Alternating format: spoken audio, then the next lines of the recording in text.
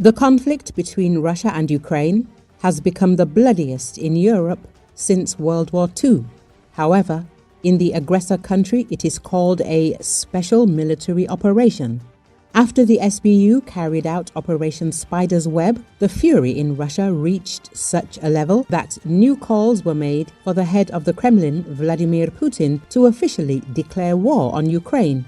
This is reported by the Telegraph, citing sources. When Ukraine launched an attack on nuclear bomber bases in Russia, secretly transporting dozens of drones in the back of trucks, it caused a storm of outrage among the more radical circles of the Russian political elite. Shock and outrage is how one senior Russian official described the mood in the Kremlin the day after the strike. Like any thinking patriot, I took this as a personal tragedy, another Russian official told the publication. Representatives of extreme nationalist circles in Russia believe that the Kremlin has not yet taken sufficiently decisive action. In their opinion, Putin should mobilize another 1 million men and launch daily missile strikes on Kyiv.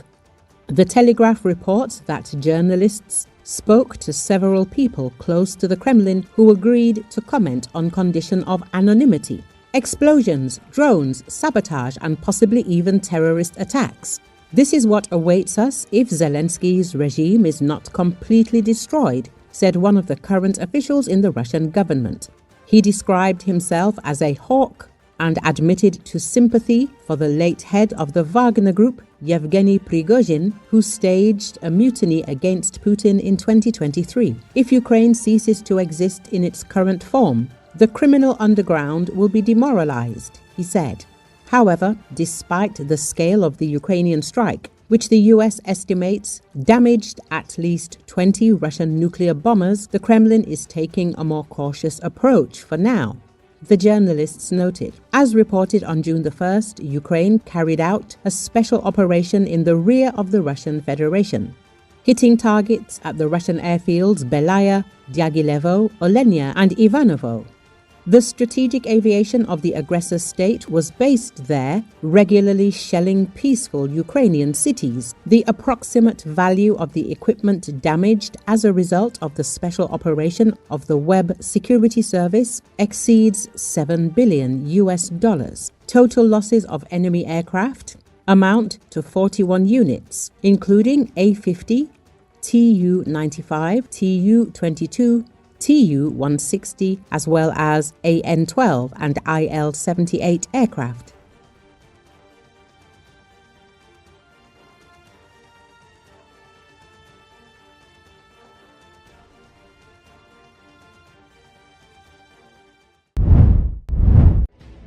A large-scale offensive by the occupying Russian army near the city of Konstantinovka in Donetsk region has been thwarted.